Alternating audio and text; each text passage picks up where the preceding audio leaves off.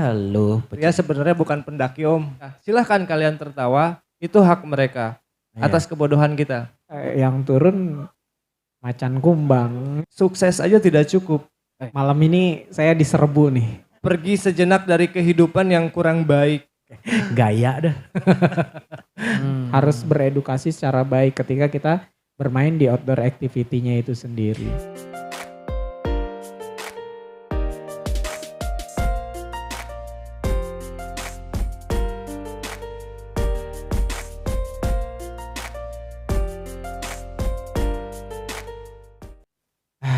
Ini pembahasan makin menarik nih. Ini kayaknya dance nih, apa udah kriket nih, mau nanya nih.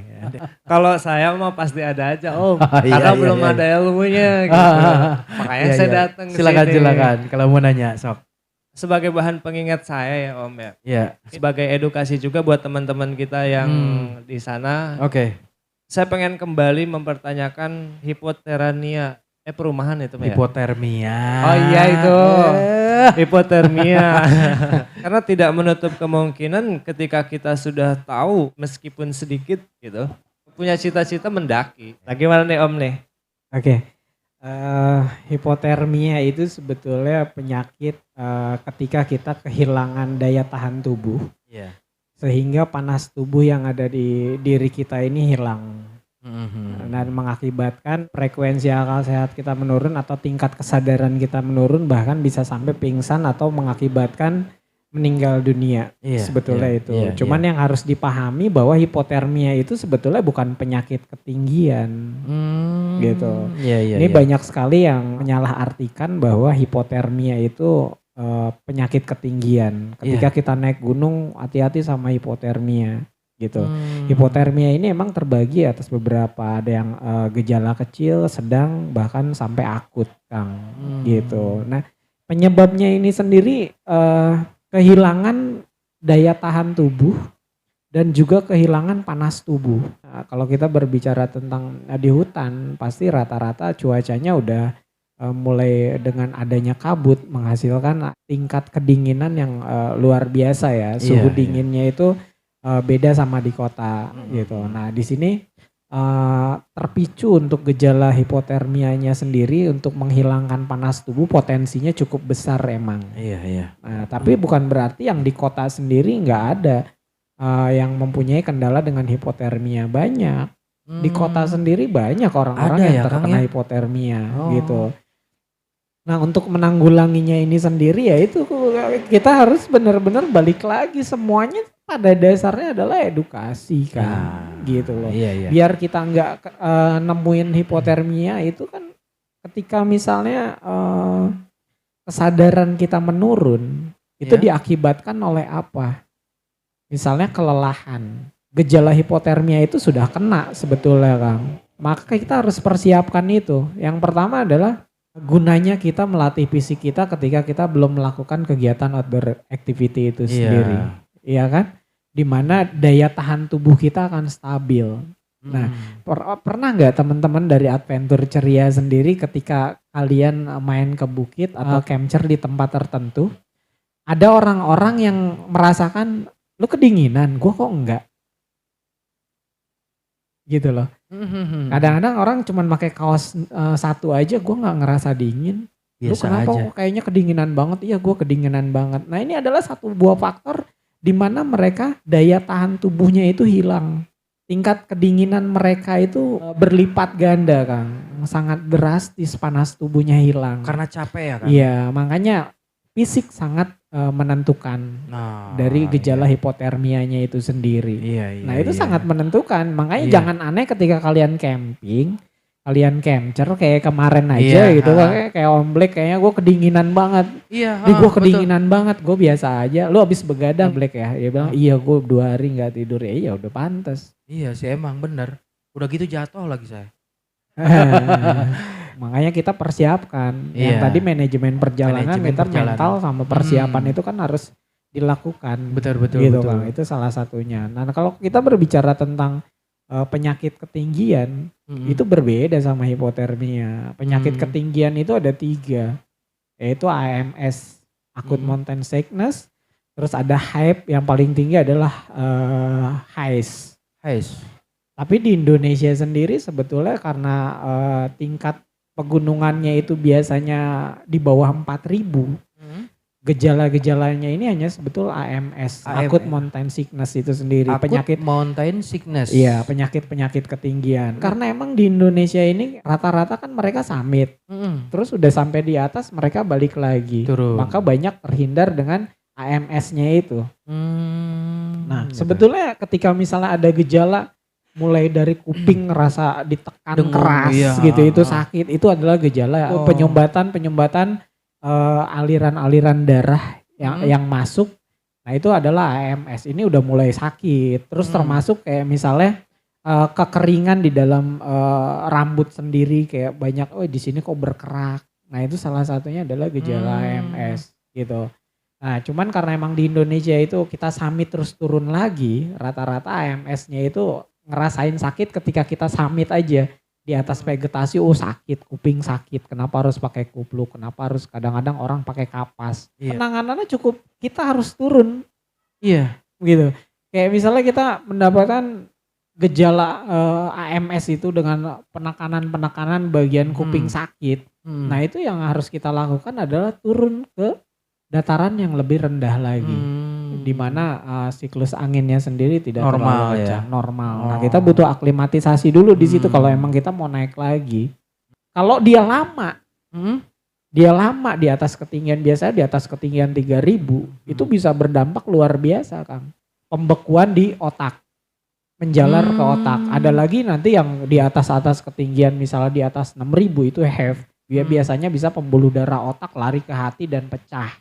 Nah, itu adalah luar biasa ya. Penyakit ketinggian. Makanya kita butuhnya aklimatisasi. Kenapa saya bilang ketika kita mendaki gunung, hendaklah semua orang itu melakukan kegiatan aklimatisasi, yaitu penyesuaian terhadap udara-udara yang ada di atas gunung sana.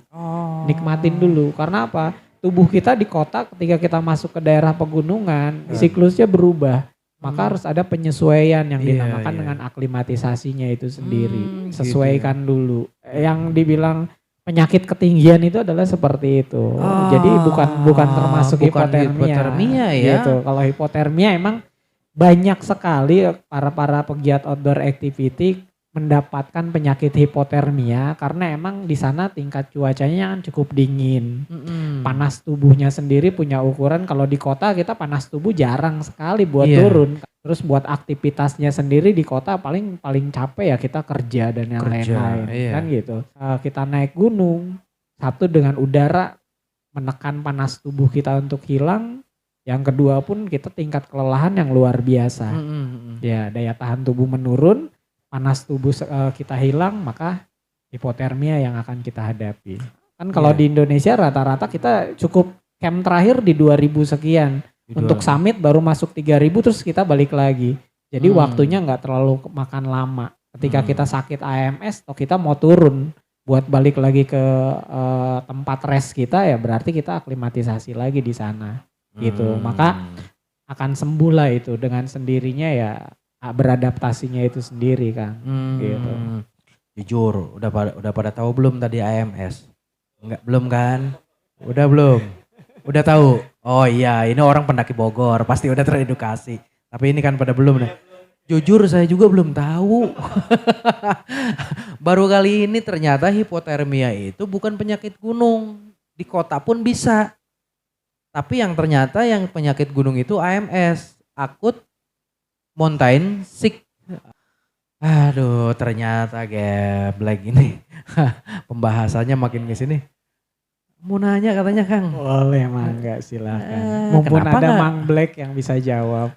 Oh, kok saya? Nanya deh. Ini buat Kang Ari gitu. Tadi kan selalu menekankan edukasi gitu, Kang ya. Gitu, berhubung kita orang-orang pemula yang baru bergelut di bidang outdoor gitu kan. Cara mengedukasi teman-teman yang ada di Adventure Ceria itu seperti apa, harus bagaimana gitu kan. Karena kan kita semua member yang ada di sini termasuk saya, Kang Den juga sebagai pendirinya juga buta hal edukasi tentang outdoor itu, Kang. Berhubung dari Kang Ari kan ketua umum juga dari Pendaki Bogor, ya mungkin dari tingkat ilmu pengalaman itu jauh dari kita gitu kan. Edukasi adventure ceria itu harus ngambilnya dari mana gitu, yang idealnya gitu lah. Gampang Kang Ari, siapin dana, undang Kang Ari. Nggak gitu juga Nggak sih. gitu juga. Sebetulnya Oke, gini, edukasi ini sebetulnya untuk mencari edukasi pada zaman era sekarang itu cukup mudah. Mudah tuh. Ketika kita buka Google tentang misalnya edukasi apa yang kita perlukan, dia akan memunculkan banyak di sana. Banyak, ya. Intinya adalah semuanya sama aja. Cuman di sini adalah harus ada yang membimbing Kang. Ketika kita menyimpulkan materi itu tidak ada pembimbing, kadang-kadang banyak akhirnya salah jalan, salah kaprah.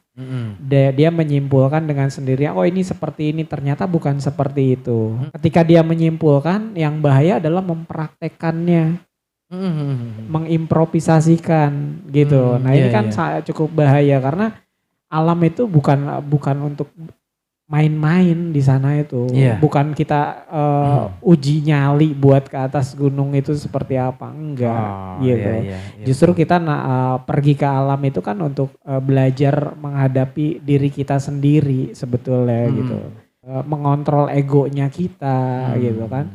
Dengan tidak adanya siapa lagi, kalau kita misalnya hanya bertiga ya silaturahmi ini ya berarti mengatasi segala masalah cuman bertiga Kang.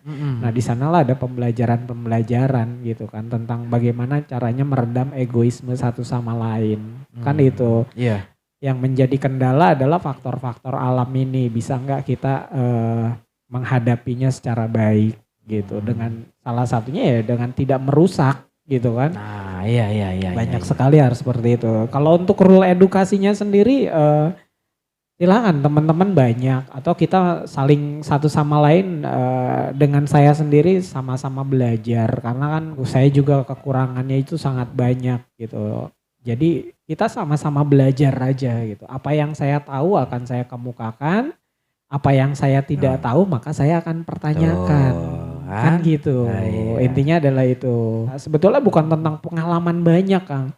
Kalau buat saya sendiri sebetulnya gini, bukan tentang jam terbang dia pernah kemana, dia pergi kemana. Selama dia tidak beredukasi berarti dia tidak berpengalaman di sana.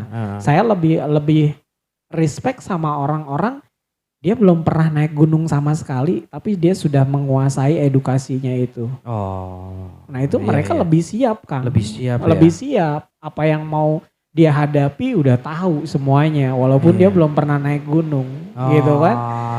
Betul. Karena kita kalau berbicara tentang pengalaman nggak bisa kita mengukur dari berapa kali dia naik gunung. Kemana aja dia pernah naik gunung, nggak ada itu di sana. Karena apa? Kita kan berbicara tentang alam. Alam itu kan berubah-ubah, faktor objektifnya berubah-ubah. Iya betul. 1000 kali kita misalnya 1000 kali kita naik gunung gede, maka punya 1000 kali pengalaman yang berbeda. Betul. Situasinya cukup berbeda di sana. Walaupun makanya, jalannya sama ya. Walaupun jalannya sama. Kita bisa nebak A, B, C, D, tapi kita nggak bisa nebak bahwa 5 atau 2 jam, 3 jam ke depan akan ada badai. Betul. Kita tidak bisa menebak hal itu. Makanya kita diperlukan edukasi, maka belajarlah edukasi. Jika teman-teman memerlukan edukasi, ya saya sangat mendukung. Ketika butuh edukasi, apa yang saya bisa ajarkan, mulai dari kurikulum yang pernah kita bahas. Dan saya pun tidak akan pernah banyak mengajarkan ketika saya sendiri tidak menguasai. Intinya adalah itu. Makanya ketika teman-teman ya, jujur kayak misalnya PPGD atau P3K sendiri saya tidak tersertifikasi nih Kang gitu. Tapi saya tahu. Tapi untuk belajar tetap saya menurunkan orang-orang yang sudah tersertifikasi, expert. Ketika kalian misalnya Kang kita mau belajar P3K nih.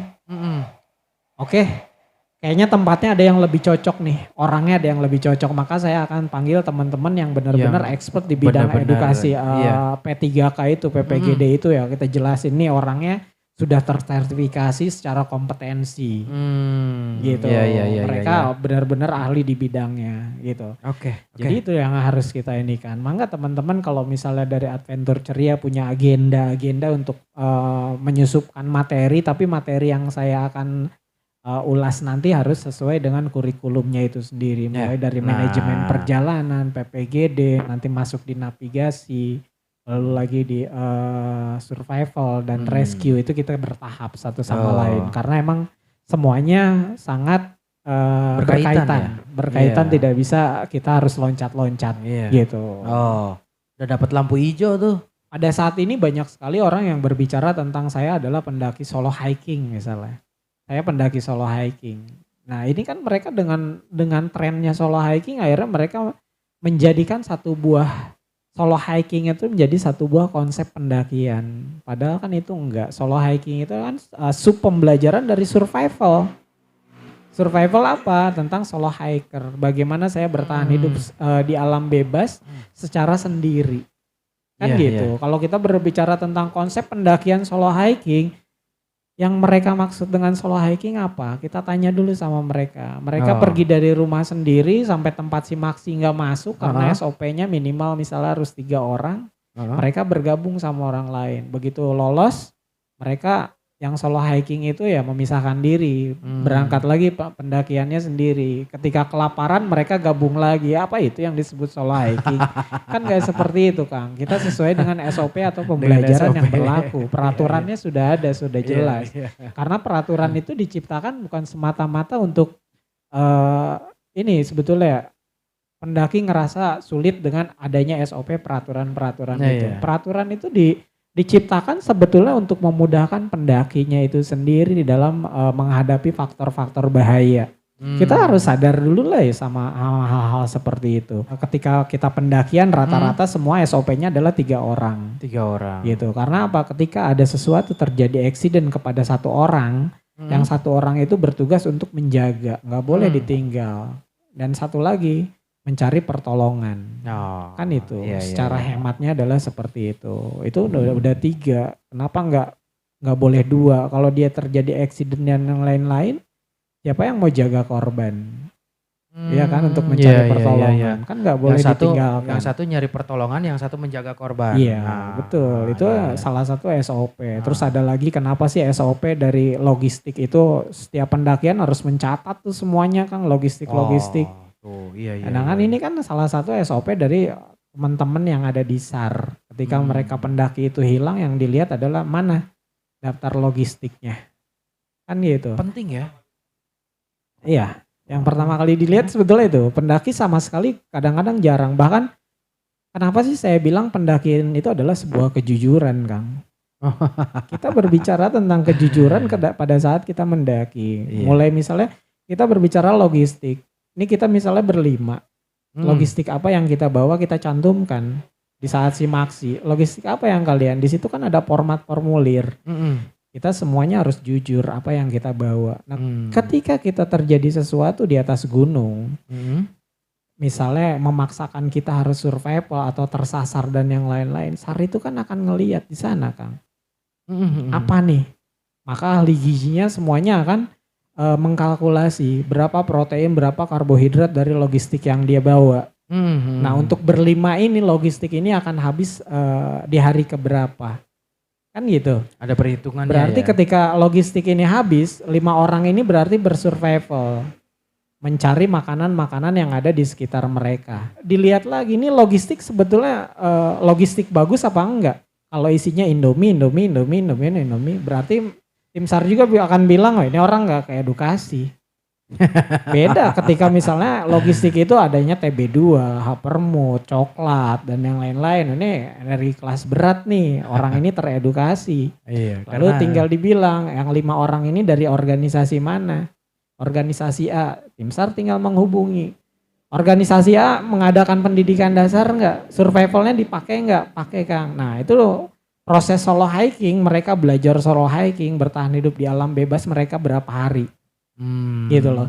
Berarti ketika logistik itu habis, ada acuan di mana orang-orang ini terlatih akan survivalnya, bertahan hidup di alam bebas. Mereka hitung.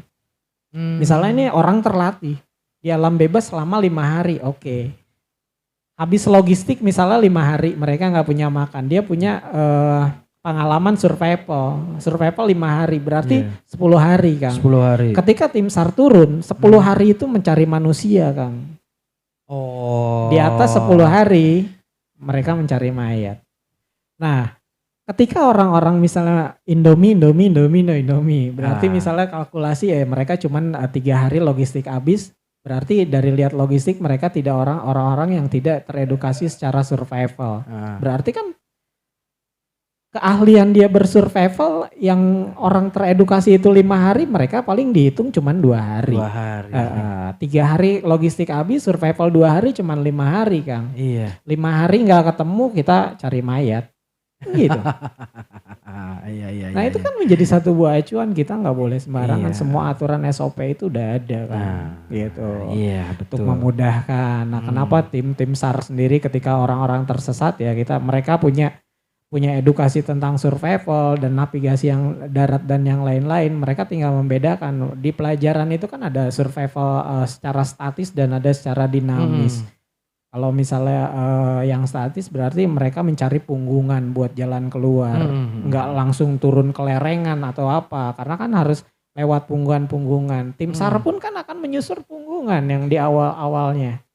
Ya karena Gitu karena dia udah teredukasi ya. Teredukasi dan akhirnya memudahkan para tim SAR Memudahkan sendiri tim untuk SAR, ya. melakukan pencarian kan. Iya, Kan iya, gitu. iya. Banyak sekali pembelajaran edukasi sebetulnya yang Iya. teman-teman sendiri nggak sampai ke sana Sampai- pemikirannya, padahal itu tuh sebetulnya buat Sangat kebaikan. penting ya. Betul, sangat penting. Nah. Jadi teman-teman nanti kalau kita berbicara tentang edukasi dari teman-teman Adventure Ceria, mangga silahkan. Nah, Jika membutuhkan edukasi, kita belajar sama-sama, kita bedah sama-sama semuanya. Nggak usah harus saya diundang sebetulnya, mereka aja Iya. yang datang ke sini, kita ngobrol tentang belajar. Iya, pokoknya Tinggal gitu aja menciptakan deh ya. misalnya Kang, kita mau ngadain acara edukasi 1 minggu sekali nih, kita ngebedah edukasi di malam apa, ayo kita siapin di sini sambil kan? ngobrol bareng. Gimana Kan nggak gitu. enak? Coba udah disiapin di sini. Yang penting beli kopi. Jadi balik lagi sebetulnya sama teman-teman Iya. sendiri. Iya, Ketika mereka ingin belajar, ada nggak kemauannya? antusiasmenya. Karena saat ini biasanya yang terjadi sama orang-orang para outdoor activity yang baru mereka berkecimpung, mereka accident dulu baru mau belajar. Kalau kita orang-orang dulu ya termasuk ya alhamdulillah saya masuk 2 generasi gitu kan. Iya. Generasi yang sebelum milenium dan milenium ya saya Udah di situ. mengalami hal itu gitu kan. Kalau kita zaman-zaman yang dulu ya di bawah tahun 98 ya kita mencari benar-benar kita belajar mencari dulu. Ketika kita sudah menguasai teori-teorinya tentang edukasi, baru kita naik gunung. Oh. Kita belajar dulu baru kita naik gunung. Oh. Jangan sampai kita accident dulu baru kita mau belajar. Naik gunung dulu, Betul. bahaya dulu, baru belajar. Sebelum kena bahaya mereka cuek aja dulu. Kang gini Kang, setuju nggak Kang kalau misalnya mereka ini disebut pemula Kang? Sebetulnya gini, kalau di dunia adventure nggak ada pemula, nggak ada senior sebetulnya. Gitu ya. Betul, saya sangat nggak setuju. Yang satu bilang, oh di sini mah pengalamannya lebih tinggi. Lebih tinggi. Kalau kata saya bilang pengalaman itu ketika kalian belum pernah naik gunung, tapi kalian sudah teredukasi dengan baik, maka itulah orang yang paling berpengalaman dibandingkan orang yang sering naik gunung. gitu Kan ya. itu. Iya. Kalau pemula pun sendiri sebetulnya edukasi ini dari zaman dahulu sampai zaman sekarang Kang, nggak berubah Kang. Edukasi itu Edukasinya kan itu turun aja. menurun ya. Gitu loh. Kenapa saya sekarang seperti ini banyak menularkan edukasi-edukasi yang saya dapatkan karena emang saya mungkin terlebih dahulu mempelajari hal itu. Iya. Mereka belum. Oh. Gitu loh. Bukan tentang akhirnya ketika kita misalnya udah belajar, gue lebih senior, enggak gitu. Atau materinya sama itu aja. Itu aja. Jadi tinggal bagaimana caranya kita punya tanggung jawab sama teman-teman yang sama semuanya. Ketika teman-teman yang udah mempunyai edukasi, mereka sudah belajar lebih banyak tentang edukasi itu sendiri, silahkan tularkan kepada yang lain. Karena sangat urgent sendiri, kita punya tanggung jawab nih. Banyak teman-teman para outdoor activity, mereka sendiri akhirnya tingkat accident itu banyak. Berarti kan tanggung jawab dari kita sendiri Kang. Yang sudah teredukasi, ayo dong edukasi teman-teman Kasih yang lain. ini ya, kasih apa? Betul. Kasih sharing lah ya. Betul. Oh. Walaupun belum banyak menguasai materi gitu, ketika kita tahu, kita coba buat nularin ke teman-teman kita, itu sah-sah aja seperti itu. Sangat sah. Sah-sah aja. Sangat sah. Justru kan ketika misalnya orang yang lebih tahu karena emang dia lebih dulu belajar dan menularkan sama teman-teman, dan teman-teman ini bisa menularkan sama teman-teman yang belum tahu. Tujuannya kan adalah itu, Kang. Jangan sampai edukasi ini berhenti di tengah jalan. Jangan sampai orang misalnya Akang nih kita udah sama-sama belajar dan Akang sendiri udah tahu, akhirnya dikip sendiri, Pinter sendiri ya. pinter sendiri. Sekarang tuh terpatoknya ya, ilmu lu belum cukup buat mengedukasi orang-orang. Biasanya seperti itu, umumnya Enggak. seperti itu. Sekarang gini, makanya saya yakin kok orang-orang di sana yang ilmunya udah belajarnya lebih dulu, menguasai dan mumpuni, ketika berbicara tentang seperti itu mereka nggak setuju. Karena apa? Orang-orang yang belajar itu dan yang lebih belajar lebih dulu tahu, mereka pun terus menggali, terus belajar, gitu loh Kang. Selalu terus belajar. Selalu ada yang baru Nggak ya. ada, selalu nggak ada habisnya Kang. Untuk kita belajar itu ketika sampai kita meninggal ya kita selesai belajar kita. Tetap harus Hidup belajar. itu kan adalah Iya. belajar gitu ketika alam. Nggak salah. Nggak ada yang salah di sini mah. Jadi ya justru yang salah itu adalah ketika Nggak mau. misalnya kita tahu, tapi kita mempertanyakan hal itu untuk mengetes misalnya, saya udah tahu nih, terus akang-akang ini berbicara tentang ini, saya pancing. Nah itu kan sebetulnya kesombongan ya Kang. Iya. Jatuhnya adalah kesombongan. Sombongan. Harusnya ketika misalnya saya sudah tahu, terus akang-akang sendiri ini memberikan satu buah edukasi ke teman-teman yang lain. Ketika saya misalnya dengar, oh ternyata ada yang berbeda nih. Maka kita cari jalan tengahnya apa sih? Bener nggak sih seperti itu? Oh. Gitu loh, Kang. Oh iya. Cari Nah, solusi ini ya. Solusi agar apa yang kita pelajari nggak melenceng nih Kang. Seperti halnya tadi kayak kita berbicara tentang solo hiking. Kan gitu. Iya. Ketika orang berbicara, oh saya mas pendaki solo hiking begini-gini.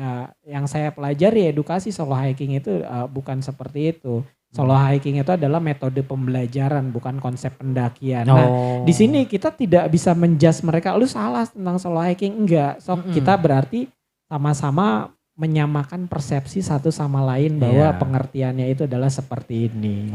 Gitu loh. Iya. Jadi saya yakin teman-teman yang sudah mumpuni pun di sana, mereka akan sangat bijak dengan kita pun semuanya sebetulnya sambil belajar, Kang. Gitu. Apa, Gi? Mau nanya Gi? Bicara masalah manajemen perjalanan, situasi dan kondisi sebenarnya Kang Arya. Itu kan biasanya setelah hujan suka ada kabut tebal gitu kan, sampai kita tuh nggak melihat situasi jalan karena malam dan tertutup kabut tebal itu. Sampai headlamp pun nggak tembus gitu. Nah, hal apa yang harus dilakukan gitu Kang? Sedangkan kan di situ cuacanya dingin dan otomatis mungkin menyangkut ke hipotermia tadi ya. Itu hal apa yang harus dilakukan gitu Kang Ari? Jika terjadi seperti itu harus turun kabut, terus terbentur dengan waktu, misalnya kita masuk ke malam. Sebetulnya ini balik lagi kenapa manajemen perjalanan itu mengkonsep secara baik dan benar gitu. Karena emang kita juga mempunyai referensi. Ketika kita mau pergi ke sana, kita harus menghitung referensi orang lain itu berapa jam sih untuk pos 1 ke pos 2. Misalnya kan seperti itu. Oh ini 3 jam atau misalnya 4 jam. Ya berarti kita mengkondisikan hal itu. Usahakan ketika kita pendakian itu jangan terbentur dengan malam hari. Gitu. Pendakian yang baik itu adalah aktivitasnya ya mulai dari pagi kecuali kita summit ya, mengejar sesuatu. Nah, kenapa tidak malam? Ini karena kondisinya sendiri ini tidak menentu. Ketika kita jalan malam kan kanan kiri kita pohon-pohon yang cukup besar. Iya. Yang saya tadi bilang adalah mereka mengeluarkan karbon dioksida. Dengan kita kecapean, biasanya kita secara langsung kita hirup itu adalah karbon dioksida. Bukan oksigen. Bukan oksigen. Tanpa disadari akan tingkat drop daya tahan tubuh sendiri akan semakin banyak lemes. Makanya kenapa sih waktunya manusia istirahat itu adalah malam. Kita emang dituntut malam hari itu kita beristirahat. Nah, jika terjadi hal-hal seperti itu, tadi kita kena hujan, harusnya kalian udah mensafetykan dengan manajemen perjalanan nih. Ketika misalnya kita maghrib ketemu di pos ini, berarti kalian harus berhenti di pos itu, gitu kan. Tapi kalau misalnya dalam keadaan darurat kalian belum sampai, harusnya udah sampai tapi ada kendala-kendala faktor objektif seperti hujan, berarti kan perjalanan kalian melambat gitu. Nah ini ternyata target tidak bisa tercapai. Ya. Nah, maka yang baik itu adalah kalian berhenti kalau misalnya dalam keadaan kondisi tidak menentu tadi, kita bisa memakai dengan ilmu dari survival itu. Yang pertama kenapa sih harus dilakukan ya dengan stop gitu. Ada nanti kita jabarkan stop itu apa. Kan seperti itu. Nah, di mana kalian sendiri orientasi medannya itu harus tahu. Nah, segeralah kalian mencari tempat rest walaupun itu bukan di rest area. Karena gini, untuk menghadapi kabut sendiri sebetulnya ada tekniknya, Kang. Nah gitu. Ini kan sebetulnya ada tekniknya. Jangan di sini, Kang. Kalau dulu kita berbicara kabut yang paling bahaya itu yang saya sering dapatkan adalah di Cermai. Cuman sekarang udah mulai ini. Bahkan terakhir pendakian saya ke Gede itu beberapa ya hampir 1 tahun yang lalu saya melakukan satu buah pendakian lewat Putri. Iya. Itu kebayang nggak Kang ketika kita mendaki, kita ngadepin namanya ngantuk dan semua pendaki lagi berjejer di pinggiran lagi pada ngegeletak. Mereka tertidur Kang. Maka saya langsung berpikir tentang ini kabut turun, berarti kabut ini yang gue dapetin di Rinjani dulu. Bisa menghipnotis seorang ini jadi lelah dan akhirnya tertidur. Sampai saya jalan sendiri aja ngantuk. Gitu loh. Nah ini kan kabut-kabut ini juga kita harus hadapi secara baik dan benar. Bagaimana caranya? Kalau dulu kenapa ketika kita dapetin kabut yang cukup tebal, yang harus kita lakukan adalah tidur. Istirahat. Gak boleh melakukan aktivitas kita jalan. Karena apa? Kita gak bisa nembus. Kalau kabut tebal jangankan 1 meter, setengah meter kita hadap-hadapan juga gak bisa. Yang harus kita lakukan adalah tidur di trek. Ngobrol aja sama teman, tapi teman kita sama kita ngobrol aja dalam posisi tidur. Tengkurap. Karena apa? Itu biasanya kabut tidak sampai ke dasar tanah. Karena apa? Tanah itu mempunyai panas bumi, Kang. Iya. Gitu. Iya. Kabut ini kan adalah udara dingin yang ketika dia jalan itu ditolak oleh panas tubuh. Biasanya di atas 30 sampai 40 cm dia nggak bisa sampai ke tanah karena ditolak oleh panas bumi yang ada. Iya. Nah, itu jadi alur penglihatan kita itu cuman yang ada di bawah kita bisa mandang jauh, Kang. Tapi kalau udah berdiri ya kita bisa jalan, kita bisa keluar jalur, kita bisa tersesat, kita bisa masuk ke ini. Nah, itu yang bahaya gitu. Nah, yang paling ketika kita menghadapi hal-hal seperti itu, kalau kabutnya sangat tebal berarti cukup lama nih. Pergerakan kabut ini kalau tebal udah cukup lama, kalau tipis mungkin ya kehalau angin selesai cepat. Tapi kalau misalnya kabutnya itu turun dengan cukup tebal nih, kemungkinan kira-kira akan lama, maka yang harus kita lakukan adalah tadi ngobrol aja, ngobrol sambil tiduran, tengkurap kita ngobrol, aktivitas ngobrol. Tapi kalau misalnya sangat darurat sekali ya kita cari tempat rest untuk ngediriin tenda gitu. Jadi kita sangat tidak dianjurkan untuk melanjutkan perjalanan karena ini adalah faktor bahaya objektif yang sudah tidak bisa ditawar-menawar lagi. Mendapatkan faktor bahaya objektif tapi kita masih menerobos. Wow. Nah ini salah.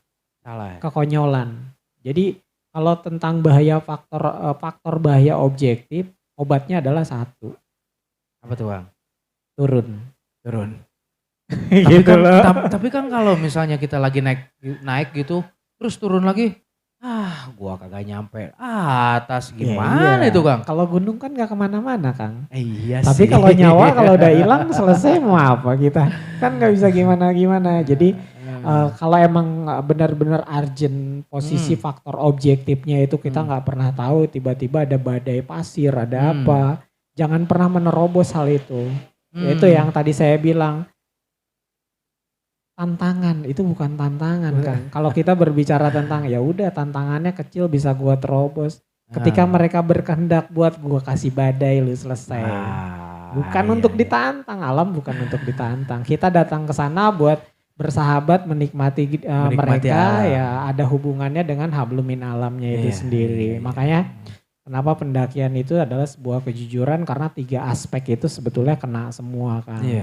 Aspek dari hablum minanas tentang kita ego terhadap teman-teman kita sendiri. Kita bisa latih diri kita menghadapi ego teman-teman kita. Itu kan hablum minanas sehingga terjadilah silaturahmi yang baik. Nah itu hablum minanasnya sendiri menghargai orang lain, teman-teman kita.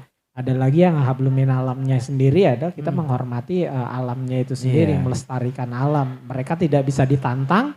Kita datang, kita ikutin peraturan mereka. Gitu. Ada lagi hablumin Allahnya itu sendiri. Ya ketika kita ada di alam, banyak sekali teman-teman yang nangis dan akhirnya meneteskan air mata betapa kecilnya manusia dibandingkan alam kita ini. Itu ya Kang ya. Dengan ciptaannya kan 3 aspek itu kena airnya. Gitu Kang. Gimana? Belum puas juga. Kalau pertanyaan saya jauh dari pendakian Om. Tadi saya sampaikan tujuan kita adalah sejahtera.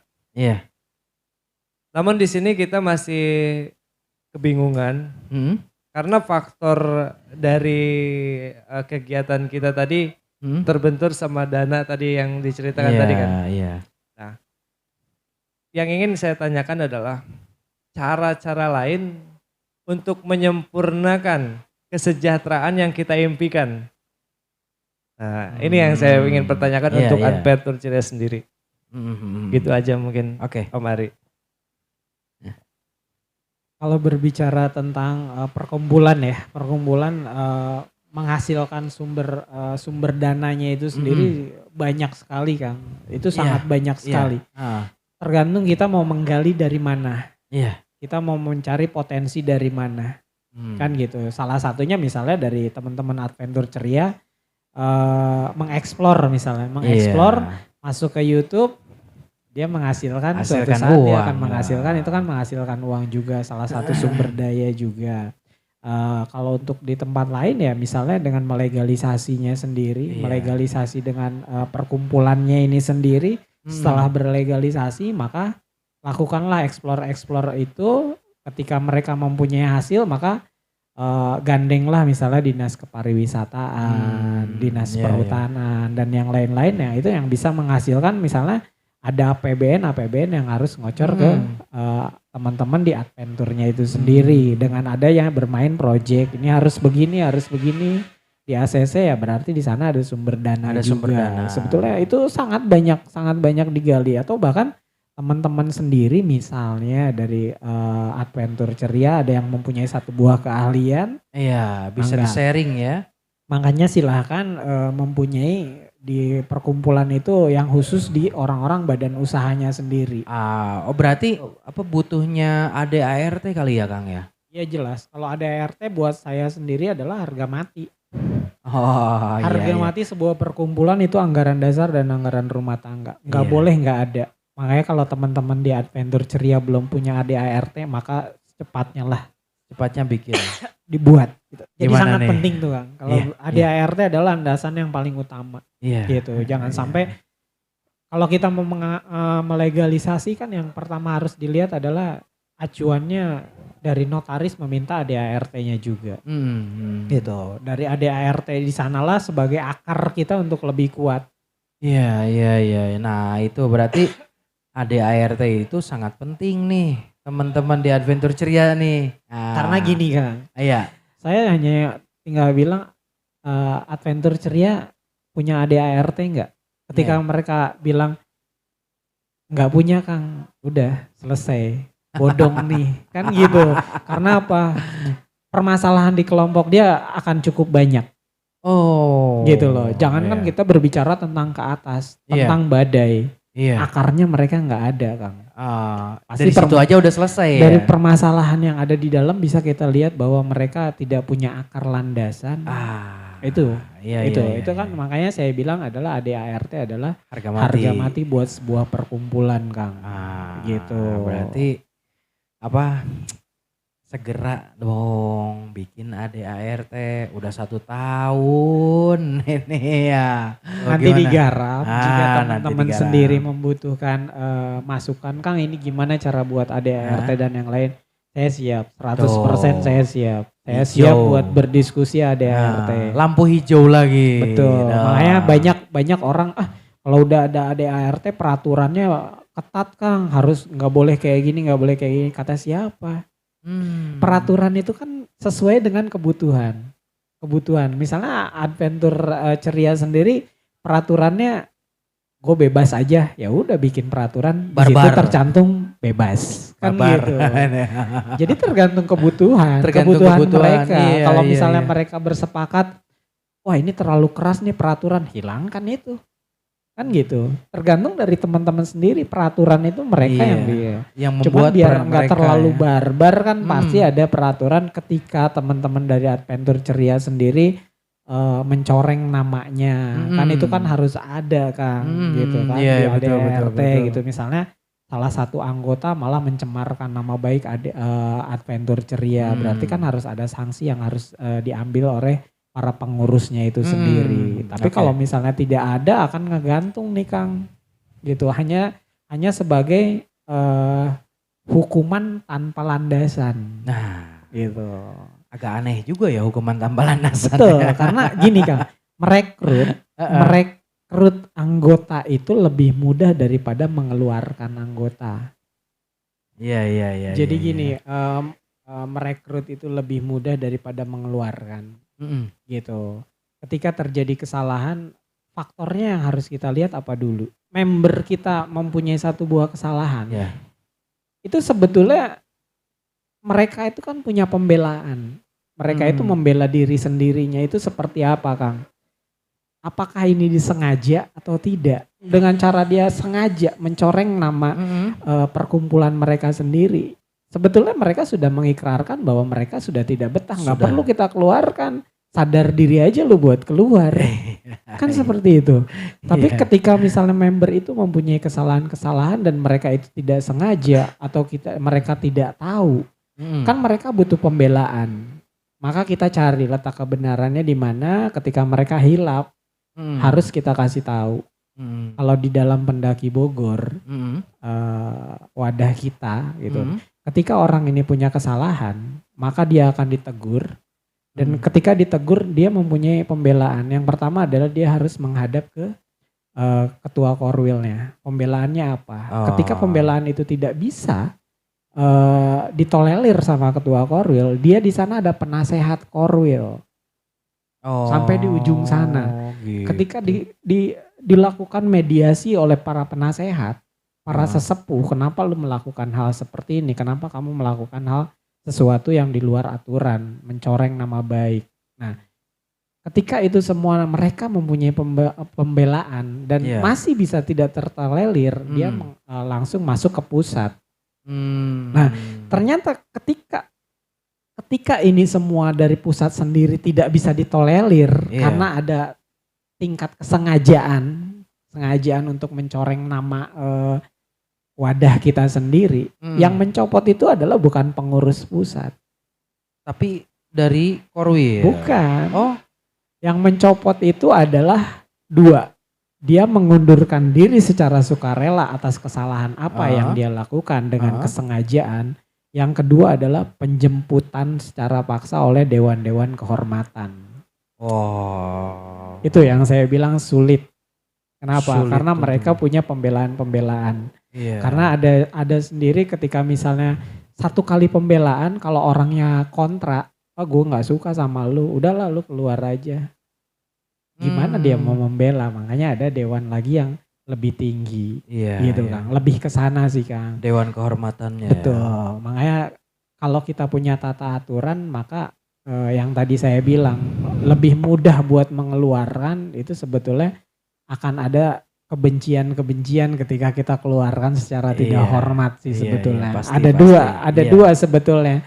Kalau emang sudah tidak bisa tertolerir karena emang dia sengaja mencoreng nama perkumpulan kita, tanda Iya. kutip sengaja, emang Hmm. benar-benar sengaja, yang kita tawarkan adalah kamu mengundurkan diri secara sukarela atau akan diproses penjemputan alma mater oleh dewan-dewan kehormatan. Wah. Dewan-dewan kehormatan ini kan adalah para perintis atau para pendiri. Nah ini agak susah juga kalau kayak gitu ya. Betul.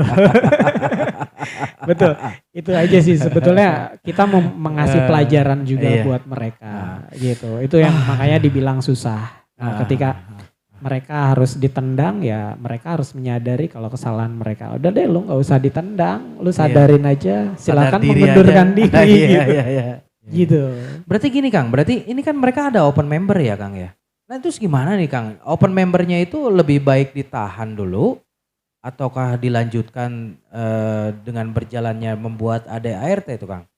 Kalau ADART sebetulnya kan sesuai dengan kebutuhan Kang. Ah, Open member buka-buka aja. buka aja. Tapi mereka para pengurus-pengurus ini ya memikirkan hal seperti itu. Harus tanggung jawab. Betul, ya. harus tanggung jawab. Jadi emang berjalannya perkumpulannya itu sendiri sambil berjalan mangga-mangga aja. Cuman yang harus disadari kita belum punya landasan nih ke Oh, depannya. Ketika mereka mengopen member, open recruitment berarti kan mereka punya bercita-cita untuk lebih besar kan. Iya. Nah Gitu loh. ini bicara lebih besar nih Kang nih. Saya mau nanya dulu nih ke Adventure Ceria nih.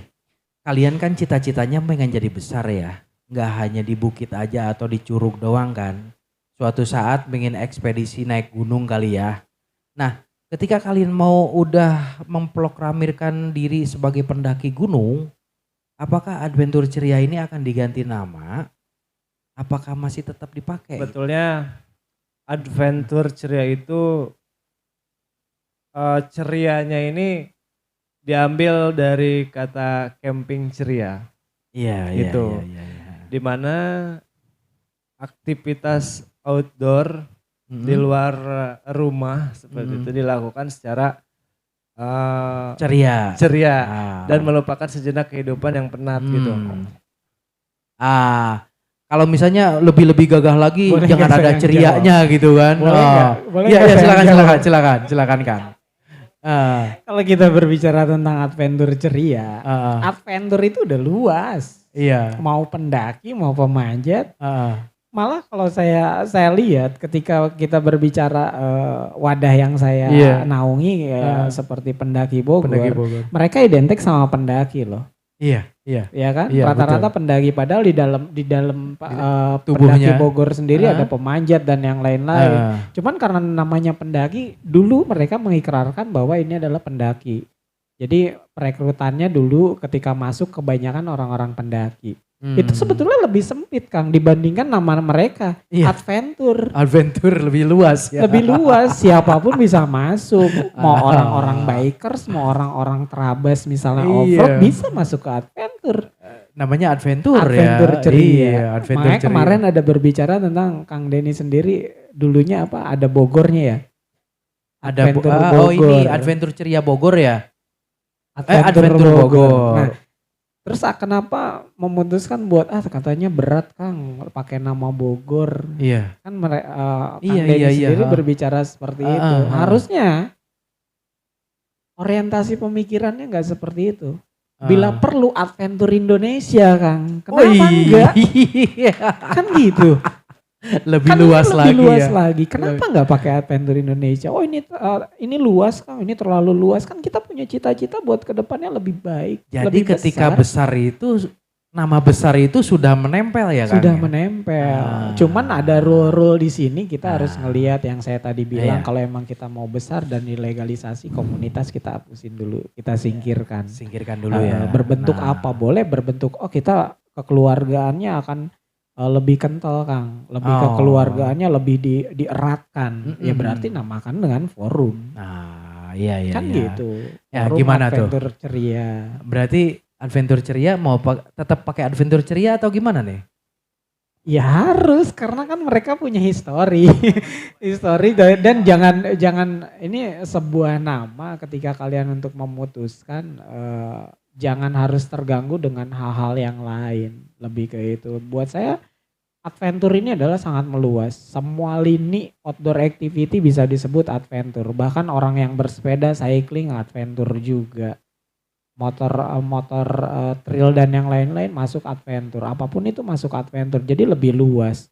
Makanya kalau dibilang adventure ceria atau misalnya kenapa nggak bilang adventure Indonesia ceria gitu. Langsung aja gitu. Kalau udah dipatenin ya kalian mau buka cabang di Kalimantan di mana-mana udah enak gitu loh. Yang penting akarnya kan udah kuat Kang.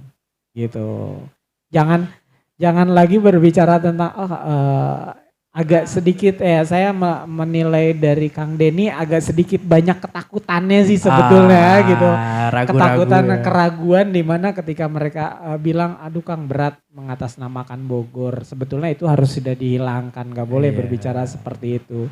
Atau berbicara tentang kita main di bawah Kang di bukit, kenapa harus seperti itu? Kenapa nggak harus mungkin luas gak pede aja? Kali Kang. Nah gak itu pede kali. Jadi jiwa-jiwa seperti itulah kita harus keluar dari zona nyaman kan. Zona nyaman ini ketika kita nyaman jangan kita diam di situ kan kita harus lebih zonanya ini kita bongkar. Harus perluas lagi. Kalau ketika kita ada zona nyaman di satu titik misalnya kita di dalam rumah kita udah nyaman. Tapi kita tahu di luaran sana itu ada yang lebih baik, lebih nyaman. Kalau kita nggak mau buka pintu kita nggak akan pernah tahu dunia luar sana seperti apa. Tips-tipsnya Kang buat adventure ceria ini harus dibawa kemana Kang? Kalau tips yang paling utama yang harus dijalankan tadi sesuai dengan konsep mau dibawa kemana. Jadi tentukan dulu adventure ceria itu mau dibentuk secara organisasi kah, secara forum kekeluargaan kah, atau secara serikat kah, atau bahkan sebagai wadah itunya sendiri Kang. Nah itu yang harus dari situ ketika kita menentukan adventure ceria itu perkumpulan apa, maka tersusun kerangkanya nanti Kang. Gitu. Kayak misalnya kalau tentang masalah adventure ceria mau dibikin sebagai organisasi. Organisasi itu punya kerangka ketika rekrutmen dia harus ada namanya diklatsarnya. Harus ada itu pendidikan dasarnya gitu kan. Karena apa? Untuk ada jiwa ininya, jiwa korsanya terhadap itu. Nah gitu. Kayak PB, Pendaki Bogor itu bukan organisasi. Karena apa? Di sana dia tidak pada saat mereka masuk ke dalam PB nggak ada yang namanya diklatsar Kang. Makanya kita bukan organisasi. Makanya kalau kita berbicara tentang PB Kang, mereka semuanya nggak punya jiwa korsa. Gitu loh. Jika ada kasus ABCD mereka ya anteng-anteng aja. Karena bukan organisasi. Bukan organisasi karena emang mereka anteng aja. Tapi kalau misalnya ada acara happy mereka breng. Rame-rame. Kan kayak seperti itu. Karena apa? Kita harus menyadari mereka tidak punya jiwa korsa. Tapi jangan sekali-kali PB dicolek namanya. Kan gitu. Sama sendiri misalnya seperti ini. KTP kita misalnya muslim Kang. Tapi kita nggak pernah sholat, ngaji nggak pernah, apa-apa nggak pernah, jauh dengan ibadah. Tapi KTP kita muslim. Tapi kalau misalnya muslim dicolek, marah, dia pasang badan. Gitu loh. Intinya kurang lebih seperti itu. Gitu kan. Nah beda dengan jiwa korsa sebagai perkumpulan itu sebagai organisasi. Kita jangankan nyolek namanya, keserempet sedikit dia pasang badan. Karena apa? Mereka sudah terdidik mempunyai jiwa korsa yang kuat. Tanpa disadari loyalitasnya cukup hebat untuk organisasinya itu sendiri. Nah termasuk kalau misalnya kalau kita mengatasnamakan dengan forum kekeluargaan, secara keluarga gimana nih biar perkumpulan kita hangat sebagai keluarga. Kan di sini harus ada diskusi tentang apa lebih hangat lagi peraturannya pun tentang peraturan kekeluargaan secara baik dan benar. Nah itu, jadi yang pertama adalah itu dulu Kang, memposisikan diri adventure ceria ini sendiri mau berbentuk seperti apa. Nah dari situ mulai berkembang dengan adanya program-program. Minimal misalnya 1 tahun itu berapa sih program wajibnya? Misalnya 3 ya. 3 itu apa sih? ENIP biasanya udah. ENIP, Terus kalau misalnya ada lagi jambore silaturahminya. Terus yang ketiga lagi misalnya ada kegiatan sosial kemanusiaannya. Itu misalnya udah cukup 3 gitu kan. Itu mau nggak mau setiap tahun harus. Karena ketika misalnya pergantian, PR lu adalah 3. Minimal kalau misalnya dia tidak mempunyai program kerja yang berjalan di luar itu, silahkan. Tapi yang 3 ini wajib. Pergantian kepengurusan malah tidur, Kang. Nggak ada kegiatan. Karena apa? Di sana tidak dicantumkan yang namanya program kerja. Tapi kalau udah ada program kerja wajib, pengurus itu mau nggak mau 3 ini harus wajib. Karena kalau tidak berjalan, maka harus ada orang-orang perintis dari para pendiri menegur mereka. Lu tuh punya program 3 harus jalan. Mau nggak mau lu harus jalan. Mau kacau atau tidaknya acara itu lu harus jalan, harus ada. Kan gitu. Barulah nanti ada program-program tambahan yang lainnya. Kalau nggak ada program siap-siap buat tidur. Kan gitu. Kelar sudah. Kompleks gitu. Jangan sampai akhirnya anget-angetan doang nih kan. Sekarang lagi rame jalan. Sekarang lagi rame ini jalan ke sini. Tapi pas begitu lagi sepi, lagi pada males. Akhirnya mereka tidur. Tidur semua. Tapi kalau udah ada program, mereka dituntut. Pasti. Lu mau tidur mau gimana, lu harus jalanin ini program. Kan itu. Betul. Kalau mau diperluas lagi dengan legalisasi, berkembang dengan sendirinya, Kang. Gitu. Yang penting landasan akarnya kuat. Jadi jangan sampai ada gini. Ketika kita merekrut, si anggota harus loyal kepada Adventure Ceria. Tapi kalau orang, misalnya saya masuk nih ke Adventure Ceria, saya dituntut buat loyal, gitu loh. Kang harus aktif, Kang harus begini, harus ada pertemuan, ada ini, ada dan yang lain-lain. Ketika saya berbicara, oke, saya akan loyal, tapi Adventure Ceria ngasih saya apa? Adakah materi manfaat yang bisa saya dapatkan dari Adventure Ceria? Kan itu, biasanya seperti itu kalau orang-orang yang sudah pinter. Kick baliknya ya. Di kick baliknya seperti itu. Makanya ketika misalnya ada perekrutan, yang pertama harus dikasih adalah manfaat dari Adventure Ceria kepada anggotanya. Berikan manfaatnya dulu. Ketika manfaatnya mereka sudah merasa nyaman mendapatkan, maka loyalitas dengan sendirinya akan terbentuk dari mereka. Karena apa? Kebutuhan mereka sudah terpenuhi. betul. Malah masuk ke dalam tadi manfaatnya apa? Ternyata bisa menghasilkan, Kang, bisa mensejahterakan. Why not? Kenapa enggak? Gitu loh. Tinggal menggodok itu. Alhamdulillahirrahmanirrahim. Udah ya, ntar dulu deh, tahan dulu. Nanti gampang, nanti ketemu lagi sama Kang Ari. Standby ya Kang Ari ya di sini ya. Oke teman-teman, segitu aja dari perbincangan kali ini. Ini sih bukan talkshow sih sebenarnya, ngobrol-ngobrol biasa nih. Ngobrol santai ya, ngobrol dengan Adventure Ceria nih. Jadi ya ternyata masih banyak yang harus mereka lakukan, yang mereka benahi. Mereka juga harus banyak beredukasi juga. Walaupun hanya sebatas bukit dan curug, tapi itu pun disebut kegiatan alam bebas gitu. Karena kan tadi kata Kang Ari sendiri bilang alam itu tidak bisa diprediksi. Walaupun kita ke curug bisa aja ya terkena banjir atau kedinginan, itu bisa saja. Ya mungkin video ini segini dulu. Kalau dijabanin sih terus-terusan ini. Kebetulan ini juga udah tengah malam juga nih. Kita perlu istirahat nih. Kang Ari juga perlu istirahat, kita perlu istirahat ya. Oke, segitu aja video dari kita nih, Adventure Ceria dan Kang Ari dari Ketua Umum Pendaki Bogor, yang kita lagi ngobrol ini di campnya Pendaki Bogor yang berada di Jalan Raya Jakarta Bogor kilometer 51. Ya segitu aja videonya. Assalamualaikum warahmatullahi wabarakatuh.